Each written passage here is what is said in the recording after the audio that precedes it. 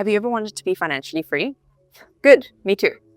Hi, I'm Zahra. I'm a medical doctor and entrepreneur, and I've been working as a medical doctor for the last 7 years in South Africa. I love what I do, but what I really realized is that I wanted to be financially free. I truly don't have all the answers, and I'm not here to pretend like I do, but I am willing to be honest about what I've done along the way, what I'm working towards, and why. So what does it actually mean to be financially free? It's not about having fancy yachts or buying the most luxurious, expensive goods or being lazy. It ultimately means having choice. It ultimately means having time to do the things that you love. It ultimately means not being tied to one identity or one income stream. And so honestly, I want a life where I have time for my family, for my health, for my relationships, for growth, and for creativity.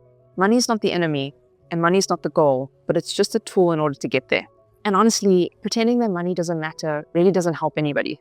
So what does it actually take to get there? This isn't about the business you'd be starting or the income streams that you'd be creating. It's about understanding the skills that you need and the type of lifestyle that you need to have in order to get there. It's about changing your daily habits. It's about meeting like-minded people, entrepreneurs, people who understand financial freedom, people who understand what it means to build wealth. If it's someone that you aspire to, someone you admire, talk to them, find out how they got there, find out what it actually took.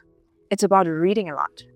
Being able to build your own skill set, being able to build your own opinions, giving you the language that you need to articulate what it is that you're actually wanting. I think I must have read over 30 books in 2025 purely on personal development, financial development, and entrepreneurship. It was also about staying healthy, mind and body. And honestly, it was about overcoming the fear and just starting rather than ferociously trying to think about it and plan for it. And so what are the skills that you actually need? 1, being able to admit that you want financial freedom is probably step 1. 2, being able to learn to listen to people and hear where you can provide value.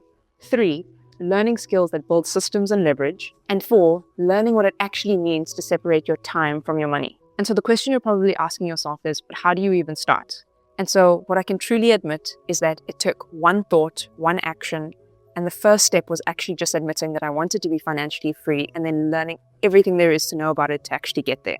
And as I told you, I am still very much on this journey and I want to be completely honest about that. And so you can check out my video where I talk about 5 books that actually taught me what it means to be financially free. And so there's this incredible quote by Theodore Roosevelt. It says that the credit doesn't go to the critic, but the credit goes to the person in the arena whose space is marred with sweat and dust and blood. And so just starting and admitting that this is what you want is ultimately the first step that you need. And to be perfectly honest, this is probably one of the most deeply uncomfortable admissions that I've ever had to make. And I'm doing it online for the first time in public.